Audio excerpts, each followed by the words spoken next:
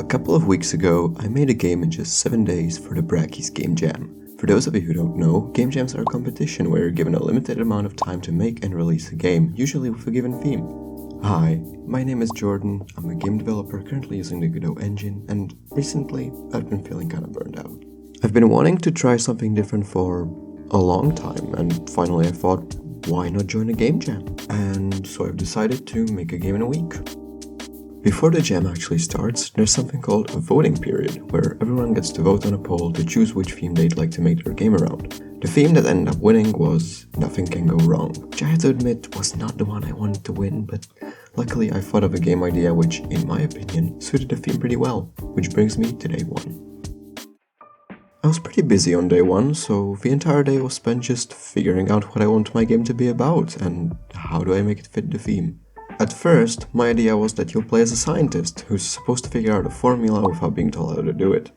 You would mix random chemicals together and each combination would have varying results, such as making your hair grow really long, shrinking you, or turning you into an entirely different species altogether. Eventually, you would figure out the correct combination of chemicals and then you'd win the game. However, I decided to scrap this idea because the whole scientist vibe is really overdone and unoriginal, so it was time to head back to the drawing board. After a while of brainstorming, I came up with an idea which I'm really proud of and which will allow me to have the most creative freedom that I could possibly have.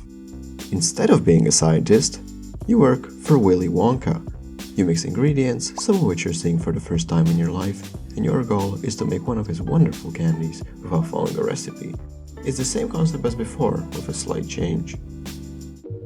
And so on day 2, I got to work. I've spent pretty much the whole day drawing all the art for the game and figuring out what the ingredients will be.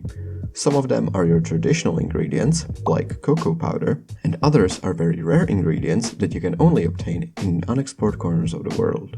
It took me a while to get the general idea of the designs. At first I wanted to put all the ingredients into boxes, but it didn't end up looking right, so I just put all of them on display without a plate or anything. The player's sprite was very inspired by Stardew Valley, however I gave it some thought after the jam and it kinda just felt like plagiarism rather than being inspired, so I'm probably not going to try to replicate this art style in my future games. Then, on day 3, I decided to open up Godot and get to work on actually making this idea into a game. I've spent both day 3 and 4 coding the player movement along with the basic gameplay loop of taking an ingredient and putting it into the mixing machine and failing if the combination is wrong. Day 5 was a very crucial day for my game as I've made a decision which had a big impact on the gameplay loop and general feel of the game. Since I've been pretty busy for the first half of the week, I haven't been able to work on this game as much as I would have liked to, and so I've made a decision which I haven't thought out all the way through. I've decided to scrap the unique outcomes and instead make failure be just an explosion. It was also on this day that I've decided to finally spruce things up and make the laboratory a lot more pretty. I've made a very basic tile set and I didn't really know what to do to make the floor look right, it kinda just ended up looking like it's made of tea biscuits. It wasn't my intention and it doesn't really make much sense, but it's the only design that looked right. I've also added these candy cane looking pillars which ended up looking a lot better than I expected. Then I added some lore to the game and I really wanted to make the game seem super cheery but have this unsettling undertone, and so I locked the player in the lab with shutters and put in a sign to let him know where his priorities should lie. The final day of development came around and I've decided to add animations and sound effects to everything. When I was designing the mixing machine, I wanted it to look strange and like there's a lot of things crammed together, and so for the sound design, I decided to add a sound of a microwave ring as well as steam coming out. Initially, the steam was supposed to sound, well, steamy, but when I was searching for the sounds, I found a train whistle sound effect instead, and somehow it was just the perfect sound for the machine. Here's what it sounds like. Then I designed the UI, added a guide, a win screen, transitions, and then there was just one thing left to make. The title screen. Now, over the course of the week, I couldn't think of a single name for my game and I couldn't just name it after Willy Wonka. But then I got the idea to make this game be a rip-off of Wonka, and so I thought of the most rip-offy name that I could think of. Billy Wonder. And he doesn't make chocolate, he makes candy.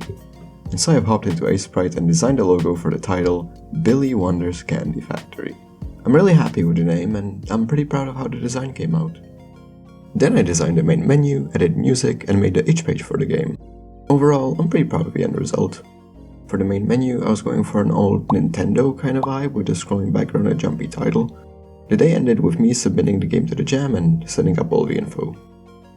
So, after the 7 days of development, there's a 2-week period where you play and rate other people's games. I got a lot of great feedback from people, and I found out that my decision from day 5 wasn't thought out all the way through. You see, I scrapped only the unique outcomes and I didn't balance the gameplay loop to fit this new vision, and so I forgot to actually make retrying interesting in any way, shape or form, and the gameplay loop ended up just frustrating everyone. I am very grateful for the feedback though, and I'd like to give a massive thank you to everyone who has played, rated and given feedback to my game over the course of the jam.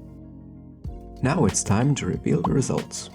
I ended up placing 794th overall, which is pretty fair considering how frustrating the game was for most players.